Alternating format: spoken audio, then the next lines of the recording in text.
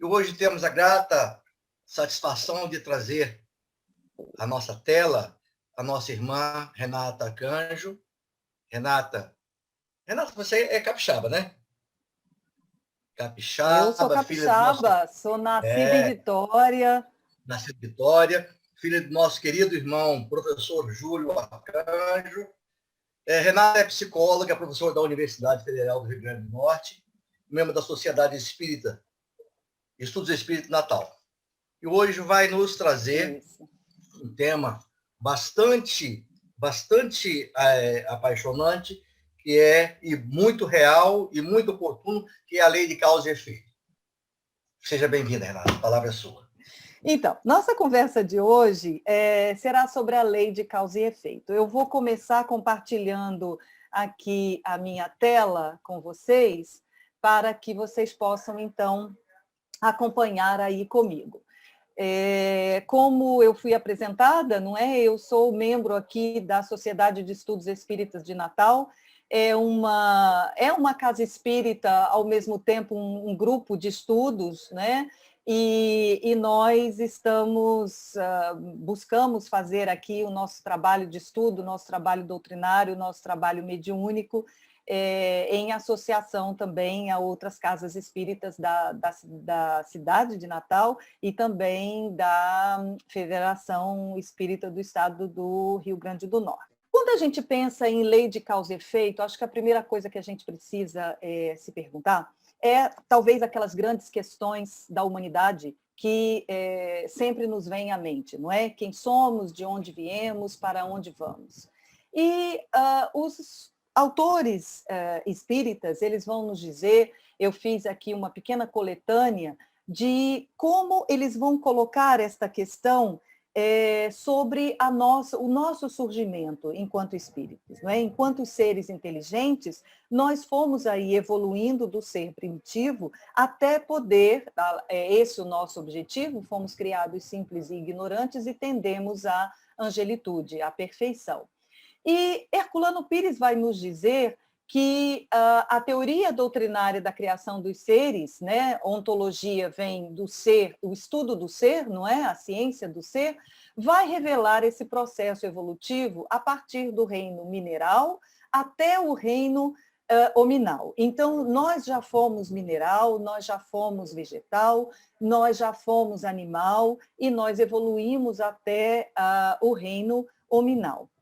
Leon Denis vai definir essa progressão numa sequência bastante poética, quando ele diz que a alma dorme na pedra, sonha no vegetal, agita-se no animal e acorda no homem. Leon Denis fala isso no seu livro O Problema do Ser, do Destino e da Dor. E André Luiz, em Evolução em Dois Mundos, cita que o princípio inteligente, estagiando ainda na ameba, adquire os primeiros automatismos do tato, nos animais aquáticos o olfato, nas plantas o gosto, nos animais a linguagem, todo tipo de linguagem, né? E hoje somos o resultado de todos os automatismos adquiridos nos vários reinos da natureza.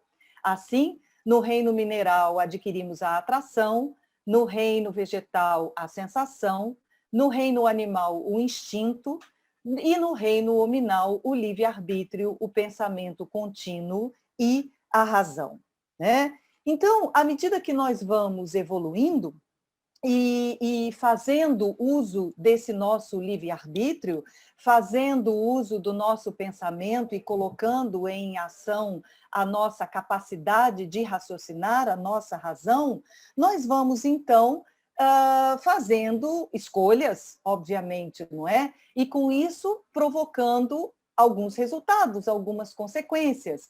E na medida em que vamos, então, exercitando esse nosso livre-arbítrio, esse pensamento contínuo, essa possibilidade de exercer a razão, nós vamos, então, tendo que ser regulados de alguma forma. Surge a necessidade de um certo princípio de regulação, e esse princípio de regulação é o que viemos a chamar de causa e efeito, lei de causa e efeito. O homem, portanto, quando nós passamos, né, nesse mecanismo de evolução por todos esses reinos, nós vamos entrar numa categoria à parte, né? O espírito, encarnando-se no homem, transforma o princípio intelectual e moral, que o torna superior aos animais. Embora compartilhemos com os animais algumas características que por vezes são até muito semelhantes, encarnando-se no homem, o espírito, ele, pelo princípio intelectual e moral, diferencia-se dos animais. E, ao purificar-se, ao então continuar a sua progressão já na condição de homem e de espírito, tendendo à evolução, à angelitude, aos poucos, nessa purificação, liberta-se da influência da matéria. Quanto mais evoluído, menos influência da matéria sofre o espírito.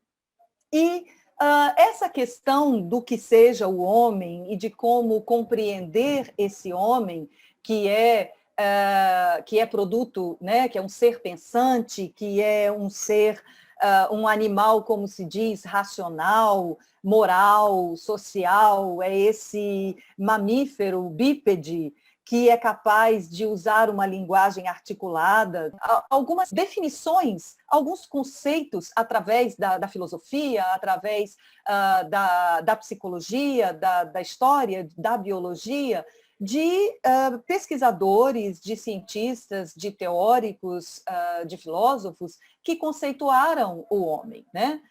Então, Joana de Ângeles diz, no seu livro O Homem Integral, fazendo um pouco esse retrospecto, que o filósofo grego Protágoras dizia que o homem é a medida de todas as coisas. Já Sócrates e Platão vão dizer que o homem é resultado do ser, ou o espírito imortal, e do não ser, ou sua matéria, e unidos o ser, né? E o não ser, ou seja, espírito e matéria, unidos, lhe facultam o processo de evolução. Descartes, obviamente, vai nos dizer que somos razão, não é isso? O homem é o ser pensante por excelência, é a razão que explica o mundo e a si mesma. Um famoso naturalista inglês chamado Mivart vai dizer que o homem difere dos outros animais por uma série de características. A característica da abstração, a possibilidade, né, de abstrair, da percepção intelectual, da consciência de si mesmo, da reflexão, da memória racional, do julgamento, da sua intuição intelectual, das emoções, dos sentimentos superiores, de sua linguagem racional e do verdadeiro poder de vontade. Há filósofos ainda, os filósofos atomistas, que, por sua vez, não consideraram uma série de características do homem, reduziram-o apenas às suas partículas biológicas e que, uma vez desarticuladas, se aniquilam através do fenômeno biológico da morte. E daí vem uma série de crenças que vão encontrar respaldo para dizer que o homem só existe enquanto matéria, que uma vez essa matéria desarticulada, quando morre, acaba e nada mais resta, né? Daí vem uma série de concepções materialistas que nós conhecemos na ciência. Mas Jesus, que fez-se o biótipo do homem integral, por haver dele, né, desenvolvido todas as aptidões herdadas de Deus, na condição de ser mais perfeito de que se tem notícia, é a característica, é o resumo do que seja o homem em todas as suas possibilidades. Jesus, como nosso modelo, é esse homem integral, é o homem que nós deveríamos buscar ser, na medida em que, obviamente, não é ao final da nossa jornada ou lá adiante na nossa jornada, mas é o exemplo mais perfeito que conhecemos e que reúne, portanto, todas as características que deveríamos buscar desenvolver em nós. Sendo assim, nesse processo e nesse desenvolvimento, nessa evolução, nós vamos, então, encontrar como esse mecanismo regulador a lei de causa e efeito. E a lei de causa e efeito, o que é? De que trata, não é? Primeiramente, é uma lei divina. Ela é uma lei que regula absolutamente tudo que existe no universo. Não apenas aquilo que nós, enquanto homens, ao exercer o nosso livre-arbítrio, fazemos, né? Provocando, com nossas ações, provocando consequências, ou seja, causas gerando efeitos, mas ela regula também todas as atividades do universo, inclusive materiais. Ela é também o sistema regulador do nosso livre-arbítrio. Ela é uma lei de justiça. Por quê? Ela é lei de justiça quando pensamos que nós temos que nos responsabilizar por aquilo que nós fazemos. E nós não podemos ficar sem responder pelos nossos atos, causando, assim, injustiças em relação a aqueles que conosco convivem. Ela promove o acerto da contabilidade de débito e crédito de uma pessoa. É como se nós pensássemos, por exemplo, que ao longo das nossas sucessivas encarnações, nós vamos adquirindo certos créditos que nós podemos utilizar, mas na medida em que nós cometemos equívocos, cometemos alguns erros, estamos ainda, não é, à mercê das nossas imperfeições, nós então ficamos num determinado débito, nós caímos num débito e nós temos, portanto, que saldar esse débito lá na frente. É pela atuação da lei de causa e efeito que nós podemos fazer essa contabilidade entre o que temos de crédito e o que devemos, o que temos de débito e que precisamos, portanto, saldar. Basta que a gente pense nas nossas contas bancárias, não é isso? A gente não deve gastar mais do que a gente tem, né? Ou não devemos gastar antes de amealhar mais, porque senão ficamos em débito. E se ficamos em débito, temos que saldar esse débito para a nossa saúde, no caso da conta bancária, a nossa saúde financeira, e no caso da nossa saúde espiritual, para a nossa evolução, para o nosso progresso. E, sendo uma lei de justiça, a lei de causa e efeito permite também com que cada um receba segundo suas obras. Ninguém vai nem levar o mérito, nem levar a culpa por aquilo que fez ou deixou de fazer, ou por aquilo que o outro fez ou deixou de fazer. Eu ouvi Haroldo Dutra dizer, numa determinada ocasião, numa palestra, falando, inclusive, sobre a lei de causa e efeito, e nos explicando muito bem, com aquele jeitinho mineiro dele de ser, que é tão bom de ouvir, né? E Haroldo nos dizia o seguinte: olha, a gente tem que pensar que a ação está nas nossas mãos. Nós temos a capacidade, a liberdade, né, de agir, de fazer aquilo que nós julgamos que somos capazes de fazer, que devemos fazer, o que queremos fazer, é isso? Então, a ação está nas nossas mãos. Se eu me pauto, então, pela lei do olho por olho, dente por dente, eu vou sofrer essas consequências imediatas. Agora, se eu me pauto pela lei de amor, eu terei que responder por aquilo que eu fizer, mas será sempre com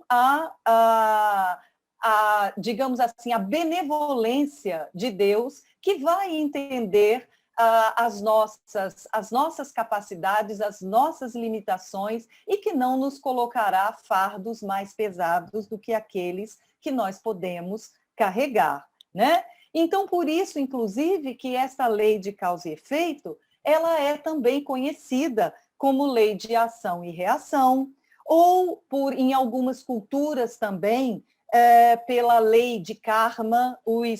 A cultura hinduísta, por exemplo, vai falar da lei do karma, não é? Que aquilo que nós fazemos atrai um karma, um determinado karma para nós próprios, não é? Isso nada mais, nada menos é do que essa lei de ação e reação, ou a lei de causa e efeito. E Se esta lei, então, é a lei que rege, não é? Essa evolução, não apenas a nossa, mas a evolução dos mundos, a evolução dos espíritos, as almas, é regida pela vontade divina. E ela abrange toda a natureza. E o objetivo é um só, tanto da natureza, dos mundos, quanto de nós próprios, espíritos, é o aperfeiçoamento.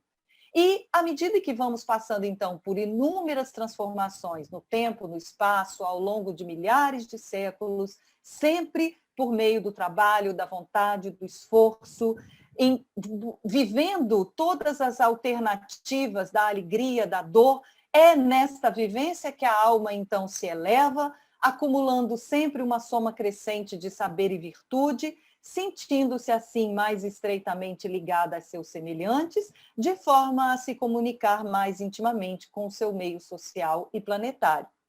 O progresso é uma das leis da natureza, e todos nós, seres da criação, tendemos a esse progresso pela bondade de Deus, que quer que tudo prospere, né? Isso nos diz Allan Kardec no Evangelho, no capítulo 3, item 19. E o livre-arbítrio, então, seguindo a lei do progresso, ele é livre mesmo ou nós poderíamos falar em fatalidade? Muitas pessoas dizem, ao compreender, talvez de forma não tão correta ou talvez não tão completa, de que nós estamos submetidos à fatalidade, não é? Mas, vejam bem, nós temos a capacidade de escolha, nós podemos usar o nosso livre-arbítrio, embora seja um livre-arbítrio relativo, porque é um livre-arbítrio que, segundo o que Deus nos concede, isto porque o uso do livre-arbítrio será sempre em função da nossa capacidade evolutiva, quanto mais evoluídos formos, maior será a nossa capacidade de utilizar o nosso livre-arbítrio, mas nós não podemos dizer que nascemos e que temos um destino que está escrito. Isso seria a fatalidade, porque se assim fosse, onde ficaria o livre-arbítrio, não é? Então, a pergunta 843 do Livro dos Espíritos Kardec pergunta exatamente isso. Tem o homem livre-arbítrio? E os espíritos respondem que sim, ele tem a liberdade de pensar e, portanto, tem a liberdade de obrar, de trabalhar. Sem o livre-arbítrio, ele seria máquina. Um pouco adiante, Kardec pergunta, e haverá então fatalidade nos acontecimentos da vida? Nesse caso, se houvesse, não é? O que viria a ser do livre-arbítrio? E os espíritos respondem, a fatalidade existe unicamente pela escolha que o espírito faz ao encarnar daquela prova para sofrer. E, escolhendo-a, instituiu para si uma espécie de destino, que é a consequência mesma da posição em que vem a achar-se colocado. Então, vejam que, segundo a doutrina espírita, só há um destino e uma só coisa que está, de fato, definida para todos nós. Se nós quisermos falar em fatalidade, nós só temos uma fatalidade, um destino fatal, digamos assim, inexorável, que é o de evoluir e de nos tornar espíritos puros, aprimorando-nos intelectualmente e moralmente. Todas as outras coisas, todas as outras etapas dependem das nossas escolhas, e escolhas que nós podemos fazer no nosso planejamento reencarnatório, ou seja, portanto, escolhas que podemos fazer ainda na erraticidade, quando estamos planejando uma nova encarnação, ou escolhas que fazemos ao longo da nossa vida, enquanto espírito encarnado, né? Sendo, então, escolhas, e uma vez que nós somos regidos por leis divinas, várias delas, lei da liberdade, lei do progresso, a lei de causa e efeito, entre outras, uma vez que nós fazemos determinadas escolhas, se infringimos determinadas leis, nós temos que nos responsabilizar por aquilo que fizemos. Não apenas a lei de justiça, mas que promove em nós essa capacidade de nos educarmos, mostrando exatamente pelas escolhas, a observação das escolhas que fizemos, mostrando as consequências dos nossos atos e nos mostrando o caminho que precisamos trilhar para justamente fazer esse ajuste dos débitos que contraímos. Por isso que ela é também uma lei, a lei da contabilidade divina, não é? Ela é uma lei que nos permite esse exercício da lei de liberdade, certo? Porque uma vez que nós temos liberdade e começamos a usá-la, e isso começamos lá atrás, né? Quando evoluímos para a condição de homem, nós passamos a responder por ela. Então, esse determinismo ou esta fatalidade, ela só existe na medida em que nós escolhemos aquilo que queremos fazer, não é? Aquilo que que somos capazes de fazer. Os atos que nós praticamos não foram previamente determinados de forma fatalística, então, portanto, compreendendo que nós teríamos, quando nós pensamos nas nossas vicissitudes, nos nossos problemas, nas provas que enfrentamos, nas expiações que vivemos, que isso não é resultado de um destino ou de uma decisão, digamos, unilateral de Deus, que diria, você vai passar por tais circunstâncias e tais vicissitudes e aquele outro não vai, não é? Nós, então, somos nós que temos a capacidade, né, ao conhecer os nossos atos e as consequências dos nossos atos, usar o livre-arbítrio para escolhas que vão produzir o nosso progresso evolutivo. Na medida em que escolhas infelizes geram provações e expiações que vão se configurar como mecanismos evolutivos, moduladores dessa lei de causa e efeito, elas vão aparecer no planejamento reencarnatório de cada indivíduo. Portanto, a lei das provas, a lei de causa e efeito, é uma das maiores instituições universais para a distribuição dos benefícios divinos. E como é que nós podemos compreender, então, o que seria, ou diferenciar, talvez, prova de expiação e de missão? Vamos pensar o seguinte, vamos primeiro fazer uma diferença entre prova e expiação. Vamos pensar assim, a prova é aquela situação que a gente ainda não viveu. Vamos fazer aqui uma analogia como se nós estivéssemos na escola, como se nós estivéssemos no colégio. Vamos pensar o seguinte, nós somos um aluno e nós passamos agora para o primeiro ano do ensino médio. Nós vamos ali, naquele primeiro ano do ensino médio, aprender uma série de conteúdos novos para nós que a gente não conhecia antes. Então, nós estamos indo às aulas, frequentando bem, estamos nos aprendendo, né? Estamos aprendendo tudo aquilo que os professores nos estão ensinando e estamos progredindo, né, nos nossos estudos. No entanto, não é porque somos bons alunos, porque estamos ali progredindo no conteúdo que estamos aprendendo naquele primeiro ano do ensino médio, que nós não temos que fazer regularmente algumas provas para demonstrar aquilo que aprendemos, para comprovar a nossa aquisição, o nosso conhecimento. Então, isso é a prova. A prova é aquela situação que a gente ainda não viveu e que a gente precisa, então, comprovar que aprendeu, que sabe passar por ela e que já tem conhecimento suficiente para passar por ela. Então, pensemos nesse mesmo aluno. É aquele aluno que está lá no primeiro ano do ensino médio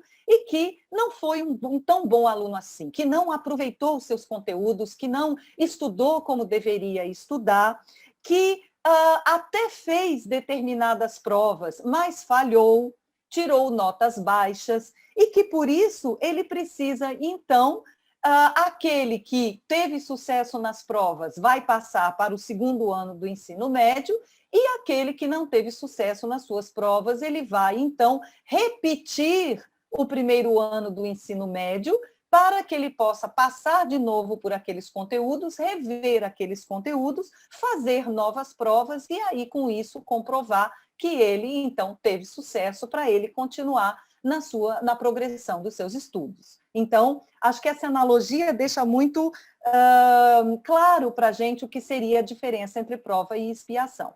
E a missão é, na verdade, quando você já tem aquele conhecimento comprovadamente, tendo passado por uma série de provas que confirmam que você já adquiriu aquele conhecimento, mas você se coloca numa posição, muitas vezes até aquém das suas capacidades, as suas capacidades são muito superiores àquela que você aceita fazer e realizar para talvez compartilhar seus conhecimentos com outras pessoas, ajudar talvez alunos que estejam mais atrasados a aprender mais rápido, a aprender pelo seu exemplo. Então, essa seria a missão, né? E pensando nisso, se a gente pensar nas nossas encarnações, em cada encarnação nós vamos encontrar uma novidade.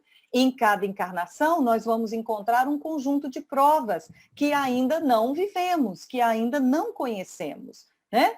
E no caso de falharmos, de sermos reprovados, nós vamos então repetir o ano e expiar, né? Vamos repetir ali algumas daquelas provas para poder mostrar então que, repetindo, nós aprendemos. E faloemos tantas vezes quantas forem necessárias. Isso não quer dizer que regredimos, pois não regredimos, certo? Quando muito, estacionamos. Quando muito, ficamos ali repetindo o primeiro ano do ensino médio, quantas vezes forem necessárias. Mas a gente não regride. E como é que a gente sabe que tipo de prova a gente vai fazer? Que tipo de expiação a gente vai ter que passar? Em geral, no plano espiritual, porque é lá que a gente planeja, né? Os nossos resgates, as nossas futuras experiências, e essa é uma etapa bastante importante. É uma etapa em que contamos com a ajuda dos nossos mentores espirituais, em que contamos com a ajuda daqueles que nos amparam, não é? É quando nós vamos rever as ações que fizemos e tomar consciência, muitas vezes nos arrepender daquilo que fizemos para que a gente possa decidir sobre o avanço da caminhada. Um dos exemplos bastante interessantes em relação a isso, eu acredito que todos vocês devem conhecer a obra Memórias de um Suicida, e quem não conhece, recomendo a leitura, que é um livro belíssimo e que nos ensina muito. Nós podemos ver o exemplo de Camilo, não é? Em Memórias do Suicida, que, ao rever as condições que o levaram ao suicídio e tudo aquilo que ele, todas as consequências do ato impensado que ele cometeu, trazendo muitas dores, não apenas para ele, mas para os seus familiares, ele então compreende que ele precisa passar pela prova da cegueira. E aí ele planeja, então, uma vez recuperado, uma vez tendo, com a ajuda dos mentores espirituais, com a ajuda no hospital, onde ele passa durante um bom tempo em sua recuperação, e esse planejamento é uma engenharia extremamente complexa. Nesse livro, Memórias de um Suicida, há detalhes sobre como isso se dá, sobre os mecanismos que nos fazem ver, né, tudo aquilo que fizemos na vida passada, as consequências de nossos atos, o que provocou, aquilo que nós fizemos provocou nos nossos semelhantes, naqueles que conviviam conosco, e em geral, quando também nós planejamos essas provas e expiações futuras, não o fazemos apenas para nós. É uma engenharia complexa esse planejamento, porque muitas vezes nós temos que fazer esse planejamento entrelaçando as nossas vidas com as vidas dos nossos companheiros, daqueles que conosco conviveram e que viveram aquela situação muitas vezes dolorosa e que vão voltar com a gente para uma série de resgates. E ainda em relação a esse planejamento reencarnatório,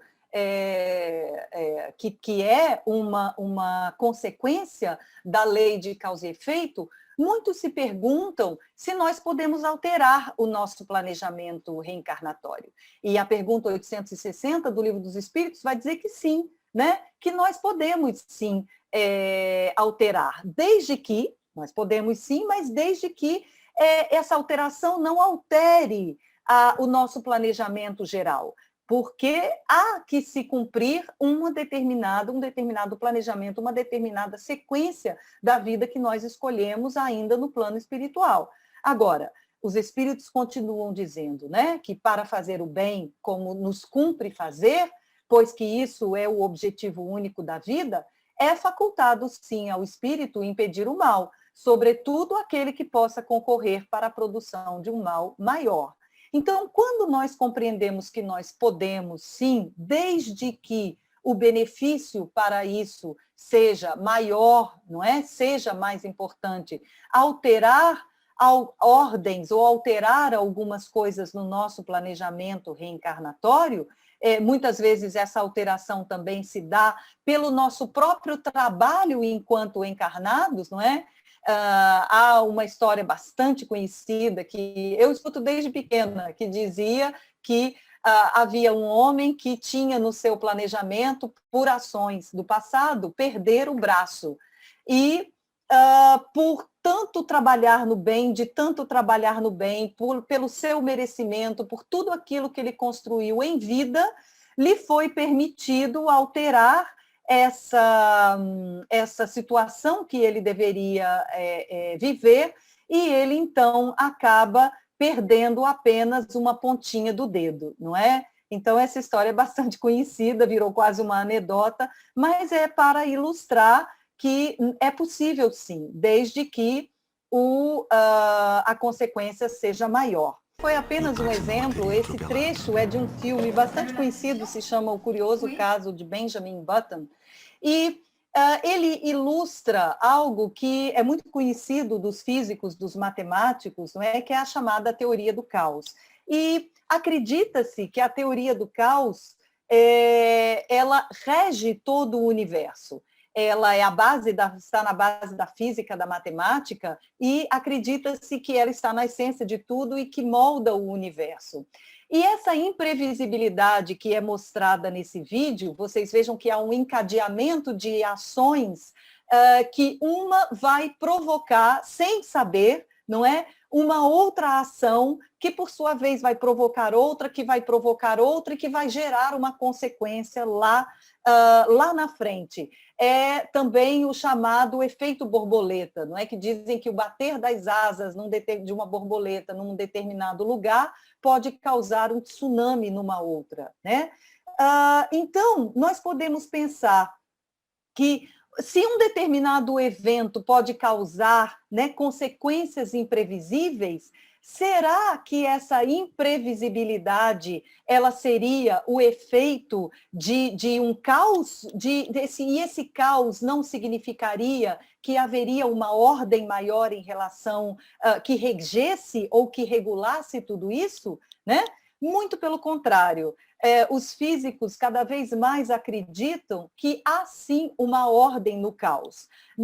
A teoria do caos não significa que ela é caótica no sentido de que ela é desordenada. Não, muito pelo contrário, ela é ordenada, há uma ordem no caos. E essa ordem, ela nada mais nada menos do que Deus, do que todo o sistema, todo o mecanismo, toda a criação divina que funciona em perfeita harmonia. A imprevisibilidade está em toda parte, mas é importante compreender esses efeitos caóticos, porque nós precisamos relativizar a questão do determinismo e da fatalidade. Porque, ao compreender que a lei de causa e efeito regula as nossas ações e as nossas escolhas pelo uso do livre-arbítrio, nós vamos, então, compreender que toda causa vai ter uma consequência, assim nós temos uma relação direta, mas, por outro lado, nós temos aí algumas variáveis, sempre vamos ter variáveis, vamos ter pontos de inflexão, nós vamos ter mudanças, nós vamos ter atenuantes que impactarão nas nossas escolhas e que, portanto, podem modificar essa relação direta que poderia ser pensada se houvesse determinismo entre causa e consequência, por ações nossas, por ações de outros, que, às vezes, de forma imprevisível, vão impactar em nossas vidas, né? Nós, muitas vezes, queremos conhecer os efeitos, mas nós não conhecemos as causas. E isso é um mecanismo muito sofisticado. A lei de causa e efeito é um mecanismo muito sofisticado. Nós não devemos compreender de forma simplista que fizemos e pagamos. Se fosse assim, nós estaríamos vivendo sob a lei de Talião, olho por olho, dente por dente. Mas precisamos conhecer que há variáveis, há atenuantes, há circunstâncias, há determinados encontros, inclusive, no nosso caminho, que vão permitir a mudança de percurso, que vão permitir mudar aquilo que, teoricamente, nós poderíamos pensar que está determinado. E eu queria trazer um outro exemplo para vocês, um exemplo belíssimo que todos vocês vão conhecer, que é o exemplo do próprio Emmanuel, há 2000 anos, quando encarnado no nosso planeta, na figura do senador Públio Lentulus, e quando ele encontra Jesus. Se vocês se lembrarem dessa passagem belíssima, Emmanuel, senador Públio Lentulus, tem a sua filha Lívia bastante doente, e a sua filha bastante doente, e Lívia, sua esposa, ao saber, ao tomar conhecimento por suas servas de que Jesus de Nazaré encontrava-se na cidade, e ao saber dos milagres que ele realizava, pede ao seu marido que vá ter com Jesus, que peça a ele que cure a sua filha. E Públio Lentulus concorda, mas diz que vai primeiro conhecer e ter com ele sozinho para sondar, não é? Afinal de contas, ele era um senador de Roma, uma pessoa muito importante, e ele ia ver a possibilidade, então, de falar. Um belo dia ele sai caminhando, não sabia exatamente como encontrar Jesus, também não queria perguntar a outras pessoas como é que ele faria para encontrá-lo, não queria descer da sua posição, né? Então gerar comentários, e vagando pela cidade, ele senta-se num banco e fica ali pensativo, e aos poucos ouve passos serenos de alguém que se aproxima. Então, diante de seus olhos, ele vê Jesus, ele vê aquele moço ainda jovem, com olhos de uma doçura indescritível, e que emana uma energia que é impossível descrever. E irradiando, então, essa bondade infinita, né? Olha para Públio Lentulus, ele que fica sem reação, quer falar e não consegue, lágrimas lhe vêm aos olhos, e Jesus carinhosamente lhe diz: senador, por que me procuras? E Jesus vai dizer, ele sem responder, não é? Vai dizer que esse é um momento de definição que ele tem naquele momento, e que ele pode, naquele momento, mudar o rumo da vida dele. Ele pode, naquele momento, escolher o caminho, um caminho mais suave, digamos, talvez não suave do ponto de vista das provas e que ele passaria, que ele teria que enfrentar, mas que seriam definidores do processo evolutivo dele, ou não. Ou ele poderia escolher um outro caminho que seria, no decorrer da sua evolução, que lhe seria mais doloroso. E Públio Lentulus faz a escolha, e vocês conhecem a história e sabem que, infelizmente, ele escolhe o caminho mais longo, ele escolhe o caminho mais doloroso. Então, vejam que esses pontos de inflexão, essas variáveis que acontecem na nossa vida, elas surgem a todo momento. E nós somos capazes, sim, de fazer mudanças de percurso em nossas vidas, aproveitando muitas vezes as mudanças, esses chamamentos, não é, em nossas vidas. Um outro exemplo que está também na nossa literatura espírita, que é o exemplo do romance Renúncia.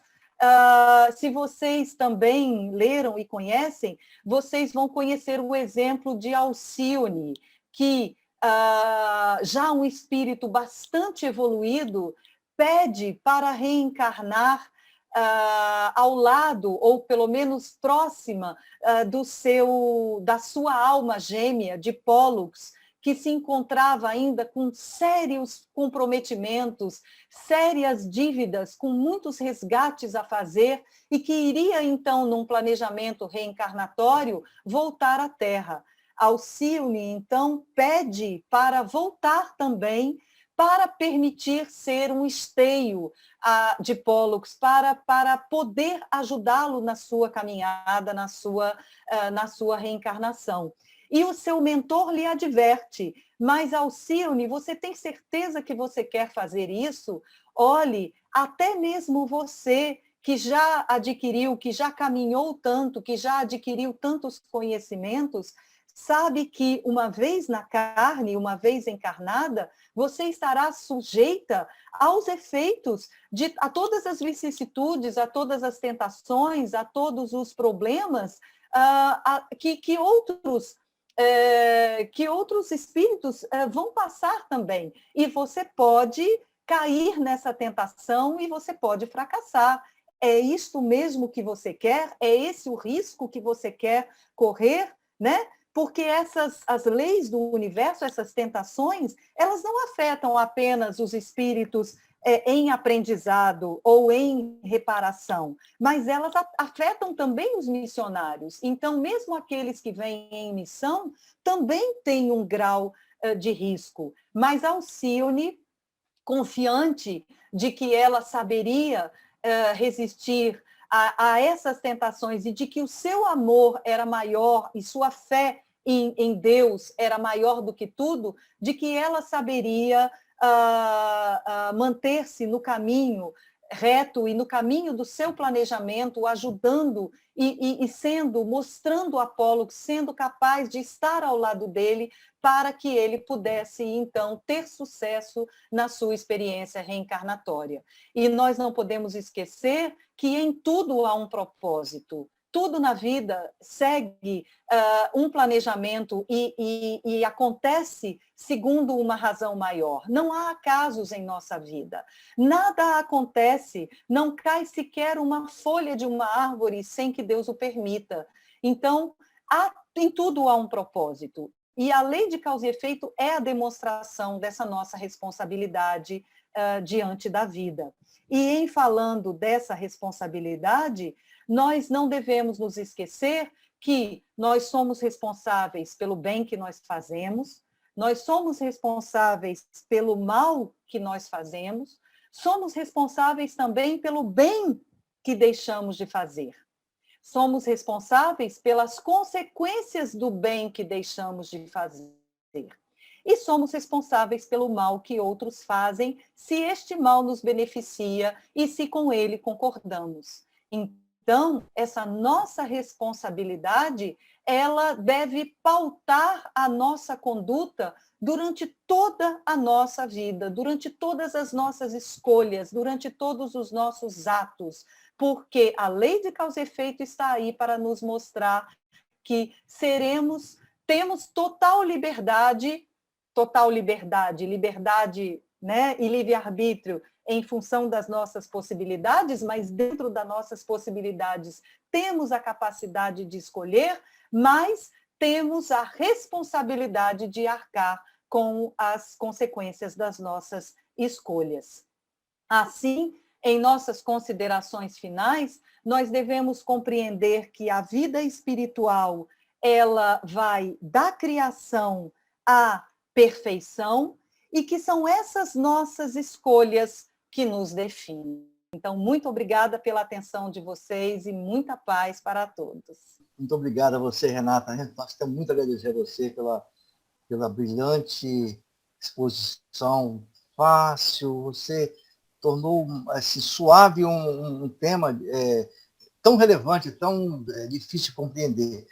Obrigado, realmente, e que você volte muitas vezes ao seu lar, a esse estado de nascer santo.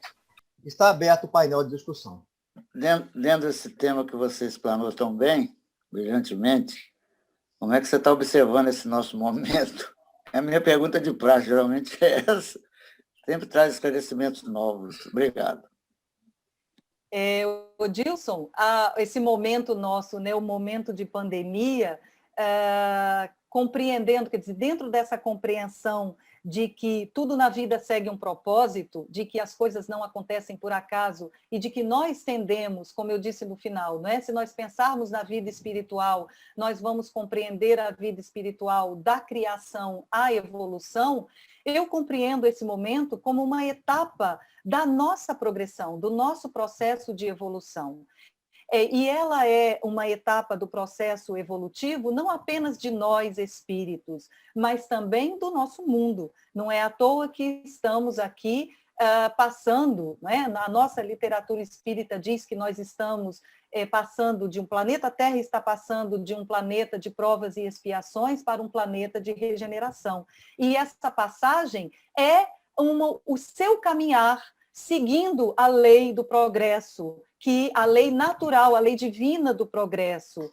E se nós, e pensando um pouco nessa questão da lei de causa e efeito, se talvez nós estamos provando do remédio amargo da pandemia hoje, isso talvez se deva por necessidade nossa, obviamente, mas também por consequências dos nossos atos, não é? Não há muitos que dizem que a situação do nosso planeta, quando nós pensamos em mudanças climáticas, em aquecimento terrestre, em aquecimento das calotas polares, em aquecimento do nosso planeta, quando nós pensamos nos cataclismas que acontecem, em tsunamis, em enchentes, inundações, que tudo isso é também efeito das ações do homem, das escolhas que o homem fez, nós estamos sendo responsabilizados por essas ações, né? Somos responsáveis, né? Vamos colher os efeitos, os benefícios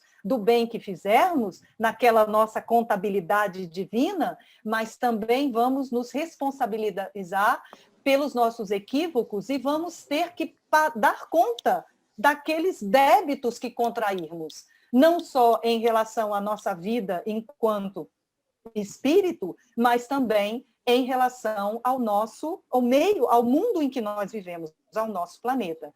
Mas, acima de tudo, Edilson, para fechar essa resposta, eu diria que esse momento é de enorme aprendizagem. Aqueles que souberem tirar deste momento lições, certamente colherão bons frutos lá na frente. Renata, eu achei muito boa essa colocação sua aí, do momento de aprendizado, né? Acho que muda um pouquinho essa visão que muitos têm de castigo, de flagelo, mas sim de aprendizado, né? Acho que muda até a nossa... como enfrentar isso, né? Mas e eu queria também colocar, você falou de provação, também não seria, além disso que você falou, de consequências dos nossos atos, tudo, que nós já fizemos com o planeta e tudo, seria uma grande provação coletiva? Ou seja, no sentido da gente mostrar agora, nesse momento de mudança, como você falou, quando a gente muda de ano, né? Como está mudando de ano do planeta, né, para o mundo de regeneração, a gente mostrar que veio, mostrar os nossos valores que já adquirimos, sermos firmes nisso. Eu acho que é uma oportunidade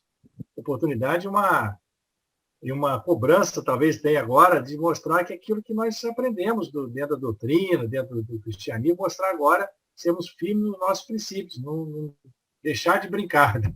E agora mostrar que viemos, aqui viemos. Então, acho que seria essa aprovação coletiva. O que você fala sobre isso? Sim, acho que sim.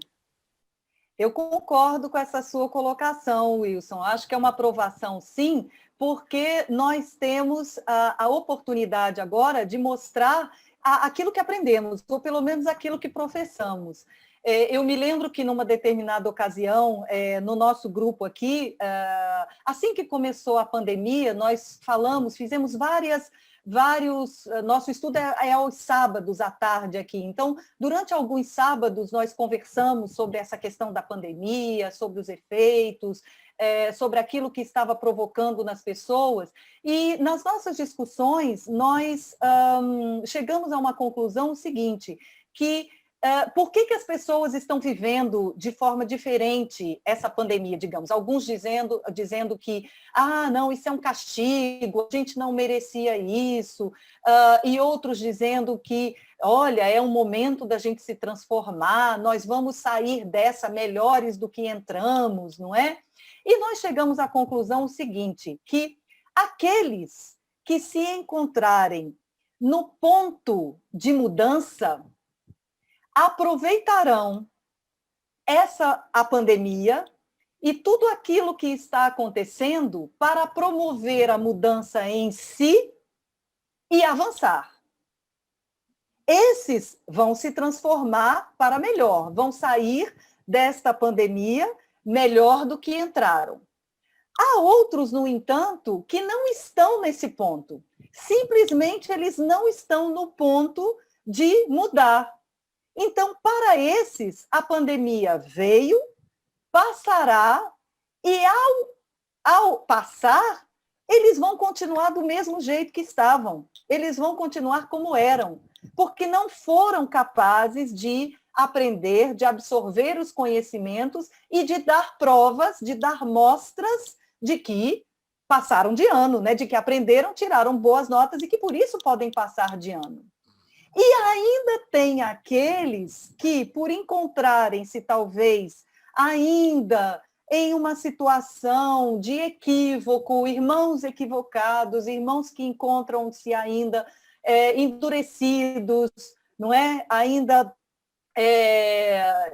muito ignorantes, não é? Nesse processo todo, esses muitas vezes vão permanecer nesses estágios e talvez serão aqueles que serão, nesse processo de transformação do planeta, degradados.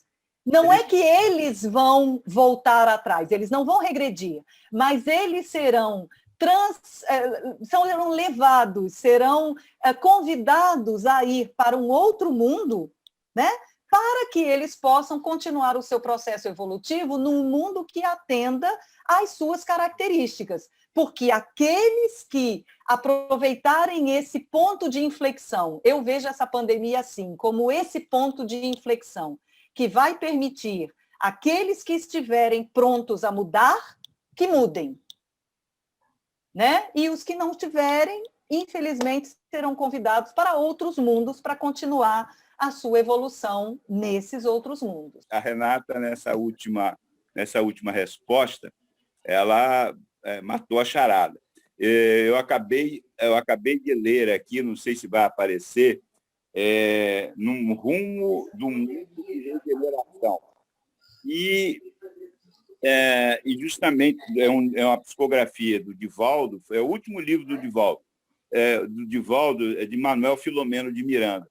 E aqui nesse livro, entendeu? Muito fácil de ler, muito bom.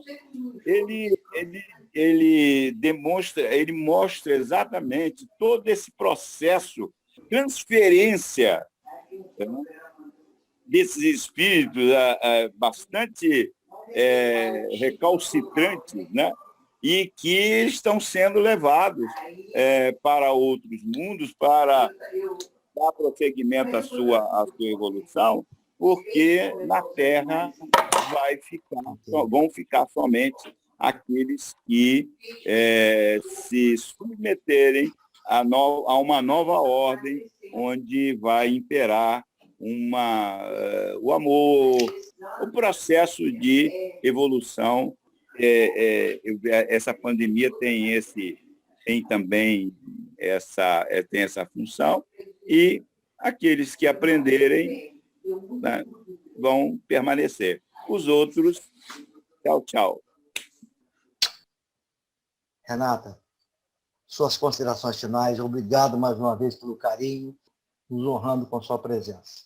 Imagina, eu só tenho a agradecer, dar uma boa noite para todos vocês, lhes desejar coragem e agradecer pelo trabalho que todos vocês fazem. Esse momento de vibração, eu tenho certeza que é um bálsamo no coração de todos aqueles que encontram-se acamados, em sofrimento nos hospitais. Então, que todos eles possam se beneficiar do nosso pequeno trabalho desta noite, mas tenho certeza, pequeno talvez em quantidade de pessoas que estão aqui, mas que unidos juntos são fachos de luz que estão sendo lançados para aquelas pessoas que tanto necessitam. Então, me sinto honrado de ter feito parte hoje, agradeço a vocês pela oportunidade e espero poder estar aqui numa outra oportunidade. Muito obrigada. Obrigado, minha querida. Abençoe a você e a sua família. Pessoal, boa noite. Um beijo no coração de todos. Vou deixar um coraçãozinho aqui. Vamos lá. Coraçãozinho aqui, ó. Boa noite, Zé. Todo mundo, coraçãozinho. Coraçãozinho. Boa noite, pessoal. Boa noite a todos. Boa noite. Boa noite. Deus Boa abençoe noite. cada Tchau, tchau. vez. Obrigada, Renata. Gratidão. Fica com Deus. Obrigada. Boa noite. Boa noite, Zé. Elícia, hoje você me pegou, hein? Boa noite a todos. Fiquem com Boa Deus. Deixou Até a emocionado logo próxima no terça. início. Se Deus Se quiser. Deus quiser. Um abraço a todos. Deus abençoe. Não fez a canção final, né?